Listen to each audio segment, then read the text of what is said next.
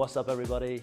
It is a beautiful evening here in Canggu, Bali. So we thought we would go for a little weekend trip up to Ubud, bring you guys with us. That way you can see what Ubud is like, and we're also going to have a little look how much it costs to stay in Ubud for 24 hours, what the living expenses are like, how much it costs to eat and drink, and just yeah, what there is to do up there. So we thought we'd take you along for the journey so you can come and see what it's like, and we thought this would be a nice opportunity for you to see how much it costs to go away for a weekend here in Bali. So we're going to go on a strict 24-hour budget and see exactly how much we spend from everything from petrol all the way up to our living expenses and food, everything like that. So first things first, let's get there.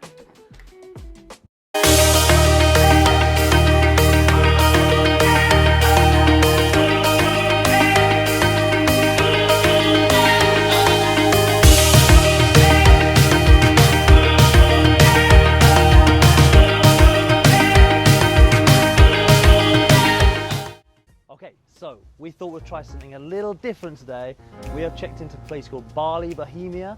We're not really too sure what to expect, but it was $35 a night. We thought we'd try something a little bit different, and we're pretty excited. So let's go check out the room, yeah?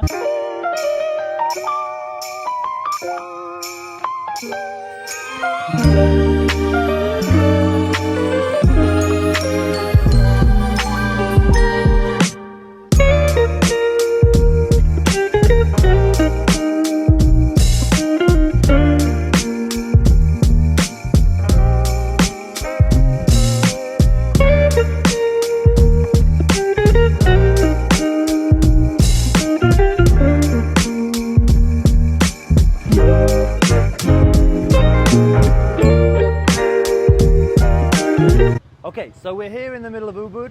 It's actually been quite a long time since we've been in Ubud. So last time we were here was right smack in the middle of COVID time and things were absolutely dead. So it's really nice to see that things are reopening and people are actually about and things feel really buzzy here, which is great. So Ubud is in the center of Bali. It's 45 minutes from Canggu, sort of 45 minutes from the east coast as well. It's famous for its rice field, gorgeous views, the waterfalls that are all over the place, and it's thousands of Hindu shrines and temples that are dotted around. It's a really beautiful place. Every time I've come here, I always feel like a warmth. It's just got a different energy to it to anywhere else on Bali. There's a really nice mix of locals and Indonesians that give it a really, locals and Westerns that give it a really nice feel for the expats like myself who come here and want to try and get a little bit of authentic experience. But it's getting a little bit late now and we're going to go and try and find some dinner. So let's go get some dinner.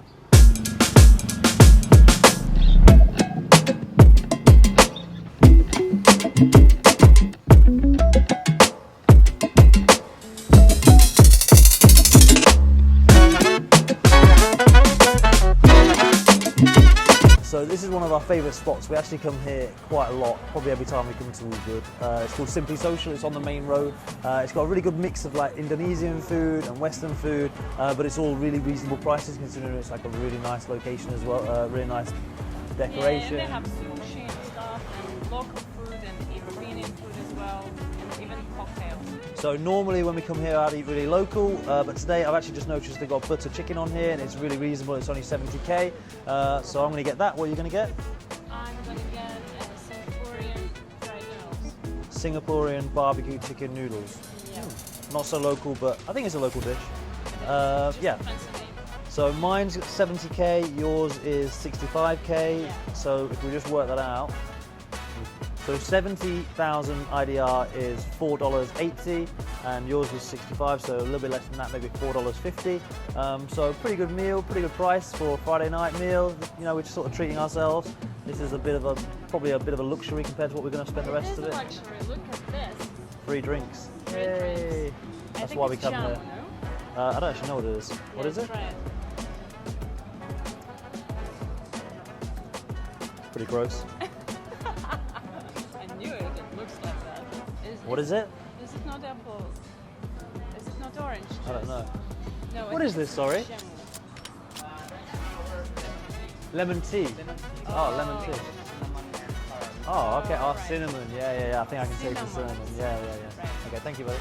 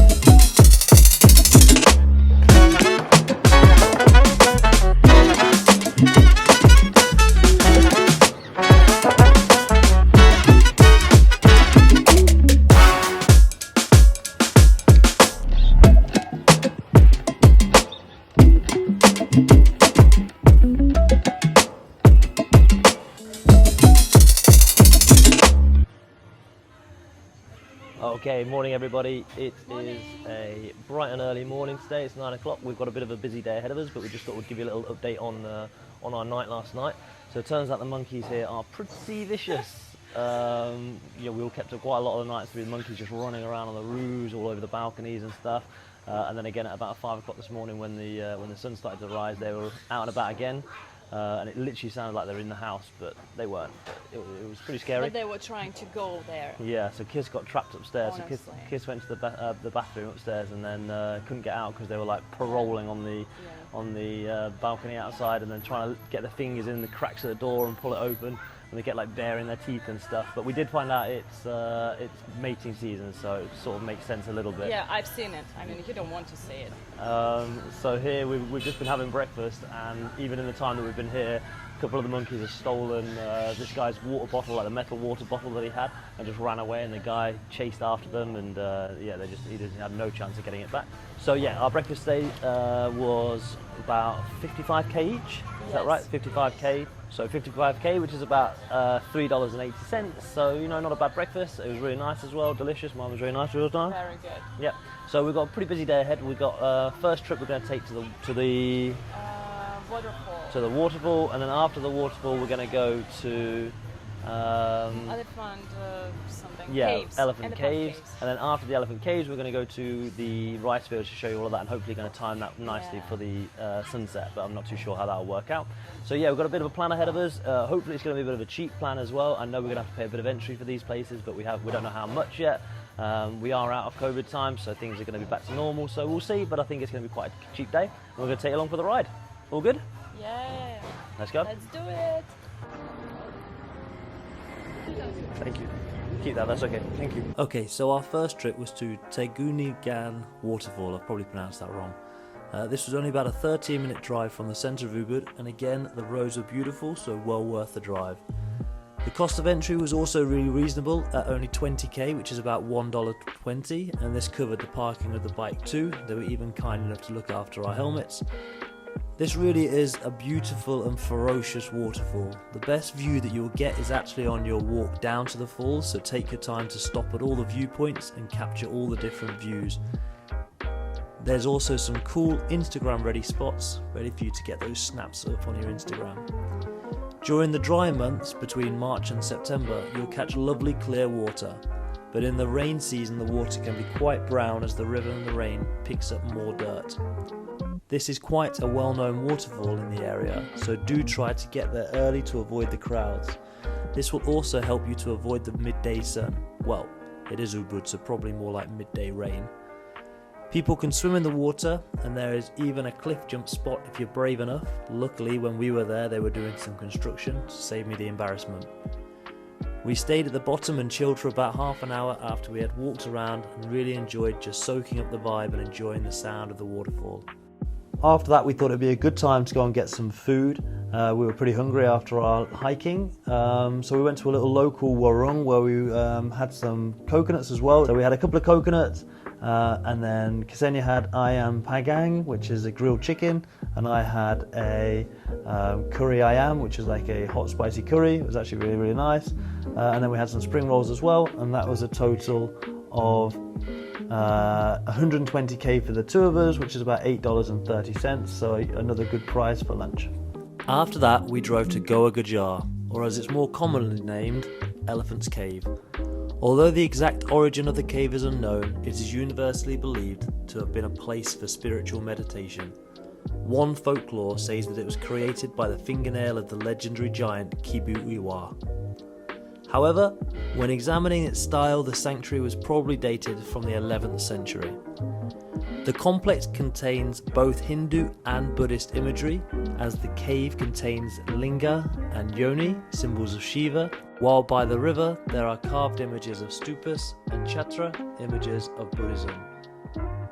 After large earthquakes and landslides, the sanctuary was lost for many years.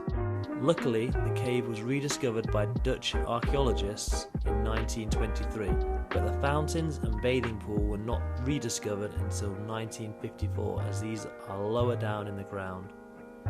The site is surrounded by demonic faces, which some believe are to warn off evil spirits and keep bad people away. The cave itself houses a shrine to the Hindu holy trinity, Brahma, Shiva and Vishnu, the gods of creation, preservation and destruction.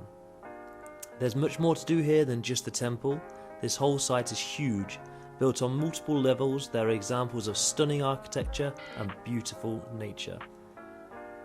It's super important to remember that temples here in Bali are active holy places and that the culture has to be respected when you visit. All guests must cover their legs and shoulders. Right on the lower levels of the grounds you can find a small waterfall and river, which we learnt today feeds the river which goes over Tegenungan Waterfall, which we visited earlier. There are local guides offering small short tours, which can be really fantastic as it can teach you all the history and interesting facts, but be careful to agree on a price before you set off and agree on whether that price is per person or for the group, as this can sometimes be a misconception which can catch people out. So the price for our entrance was 30k each, so 60k total, which is $4.20.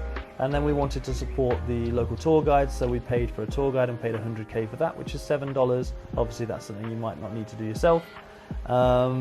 So yeah, total for that of 160k and $11-ish. Okay, so we didn't actually make it to the rice fields. We got caught up in a little bit of a rain shower in the middle of the day, and then by the time it came round, we were sort of at the end of our day anyway. So we didn't do that. We're actually going to make that into a whole nother video, because it's actually pretty spectacular. There's loads of little places you can go there and little view spots and stuff, so I think we're going to make that into a whole video. So we wanted just to conclude this video and show you how much we've spent on everything so that you can see a grand total. So that's a total of $1,250,000, which we worked out to be about $89. So $89 for a 24-hour spend in Ubud, considering that, like I say, that's for two of us, so if you cut that in half, you're looking at about $45 each. And considering that this is a bit of a luxury, this accommodation, we just sort of saw it and fancied it, and we like the idea of this the private pool, which we shared with monkeys. Yeah, which we never used because we had to share it with monkeys. But yeah, so not a bad spend at all. So a whole 24 hours in Ubud for about $45 each. So we've actually had a really great trip. We've been really busy. We've been sweating a lot. It's been hot. We've been busy rushing around different places. It probably doesn't look like we've done too much, but we've done quite a lot. So we've had a really good time. The place has been really nice. It's been a nice little weekend trip. Okay guys, so if you've enjoyed this video, hopefully you'll give us a thumbs up and subscribe, because we're going to be making these videos kind of frequently, just doing different things in Bali, showing you what you can do here, and yeah. Hope you enjoyed it.